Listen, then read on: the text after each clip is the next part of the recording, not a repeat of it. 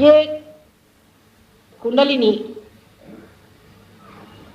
हमारे अंदर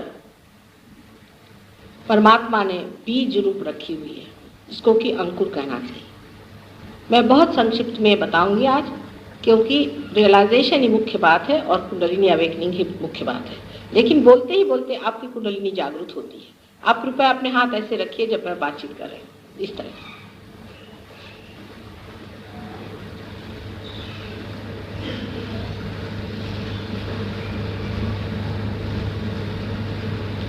अब ये कुंडलिनी आपके अंदर बसी हुई है। पैर में जूते तो नहीं?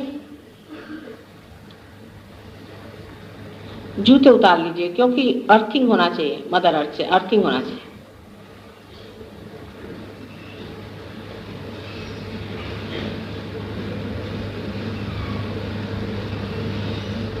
मोजे भी उतार लें, अच्छा ही है। जमीन को छूना चाहिए। ये घटना तो वैसे क्षण भर में होती है, लेकिन तैयारियां उसकी करनी पड़ती हैं।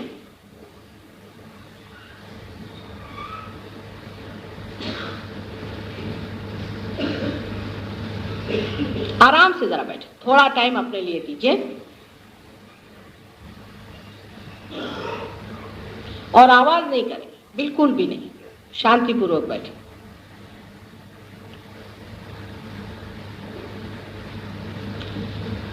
ये कुंडलिनी है जो कि आपके अंदर भी अंकुर रूप आपके त्रिकोणाकार अस्थि में, ट्रायंगुलर बोन में स्थित है। ये शक्ति परमात्मा ने एक अंकुर के तरह आपके अंदर स्थित की है।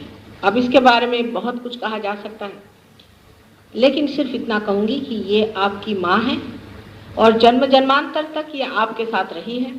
और आपने आज तक जो कुछ किया, आपका जो कुछ भव है, भूत है, उसका सारा टेप इसके अंदर लिखा हुआ है, सारा माइक्रोस्कोपिक टेप इसके अंदर है। आप इसको ठगा नहीं सकते। और ये नोट करती जाती है कि आपकी क्या संपदाएं हैं, आपने क्या गलतियां की, क्या अच्छाई की, क्या आप में गुण है, क्या आप में दुर्गुण है, आपकी क्या खोज रही। ये त्रिकोणाकार अस्थि में अत्यंत पवित्र आपकी माँ है। और उसके नीचे में जो चक्र है जिसे आप देख रहे हैं, ये गणेश जी का चक्र है। यह अपनी माँ गौरी, जिसको कि हम कुंडलिनी कहते हैं, उसकी रक्षा करने के लिए नीचे बैठे। माने जो आदमी पवित्र नहीं है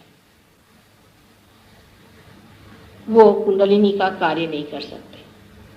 सिर्फ अत्यंत पवित्र आदमी को ही अधिकार होता है कि वो कुंडलिनी का कार्य करे। ऐसा आदमी जब भी कुंडलिनी का कार्य करता है तो नानाविध तकलीफें हो जाती हैं, क्योंकि वो अनऑथराइज्ड, अनधिकार चेष्टा।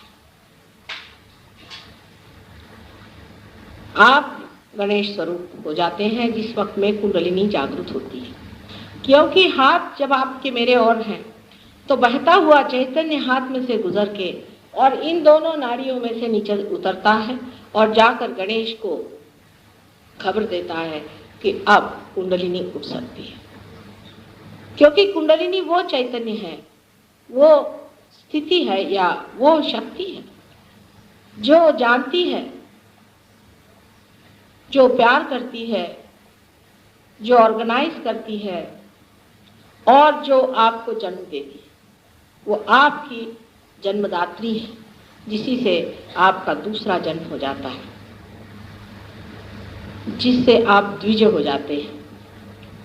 ये शक्ति अत्यंत पवित्र है, अछूती है और इस तक कोई भी नहीं पहुंच पाता जब तक जो आदमी इसका अधिकारी है आपके सामने खड़े न हो जाए। जब इसका अधिकारी इसके सामने खड़े होता है तब आपके हाथों के द्वारा ये शक्ति अंदर जाती है और कुंडलिनी जागृत हो जाती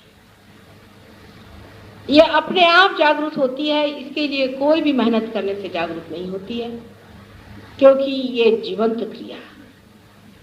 ये बिल्कुल जीवंत क्रिया है। कोई सा भी जीवंत कार्य मेहनत से नहीं होता है, वो अपने आप घटित होता है। उसी प्रकार कुंडलिनी अपने आप जागृत होती है, सिर्फ उसे ये पता होना चाहिए कि अपने सामने वो इंसान खड़ा है जो उसका अधिकारी है। यह कुंडलिनी उसके बाद दूसरे 6 चक्रों को छेदती हुई ऊपर जाती है। उसमें से जो महत्वपूर्ण चक्र है वो नाभि चक्र है। हालांकि ये तीसरा चक्र माना जाता है, पर कुंडलिनी दूसरे चक्र को न छेदते हुए पहले तीसरे में जाती है, क्योंकि दूसरा चक्र नाभि से निकल के ऊपर घूमते रहता है।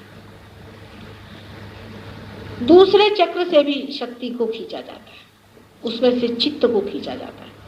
दूसरा जो चक्र स्वादिष्टान है, उसमें आपका चित्त है, अटेंशन है। इस चक्र से चित्त को खींच करके कुंडलिनी अपने ऊपर छा लेती है। जैसे कि समझ लीजिए किसी कपड़े के अंदर से मेरा हाथ चला जा रहा है।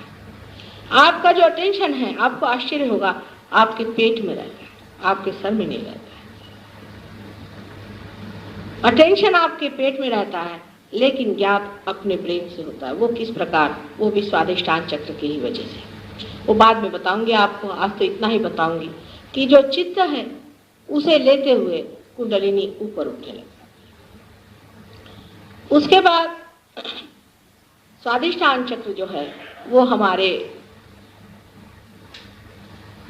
कार्य करने का, आगे की बात सोचने का, विचार करने का सेंटर है, क्योंकि इसी सेंटर से हमारे पेट में जो मेद है, जो फैट है, उसको बदल करके और मेंदु के लिए यानी अपने ब्रेन के लिए ठीक बनाया जाता है।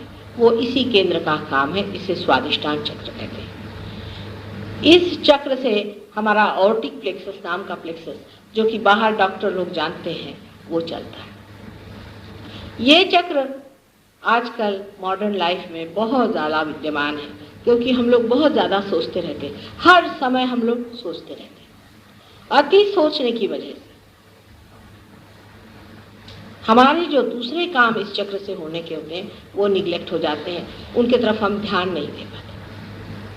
वो काम इस प्रकार है कि ये चक्र लिवर के ऊपर का हिस्सा, पैनक्रियास, स्प्लीन, किडनी और यूट्रस सबको संभालता है। जब हम बहुत अधिक सोचते हैं तो हमें डायबिटीज की बीमारी हो सकती है, क्योंकि हमारा एक ही चक्र है जो कि सोचने के लिए भी मेद को या फैट को बदलते रहता है, और वही चक्र है जो हमारे पैनक्रियास को भी संभालता है। इसलिए जो आदमी बहुत सोचते विचारते हैं उन्हीं को डायबिटीज की बीमारी होती है। और दूसरी बीमारी जो किडनी की बीमारी है, वो भी ऐसे ही लोगों को होती है जो बहुत सोचते विचारते रहते हैं।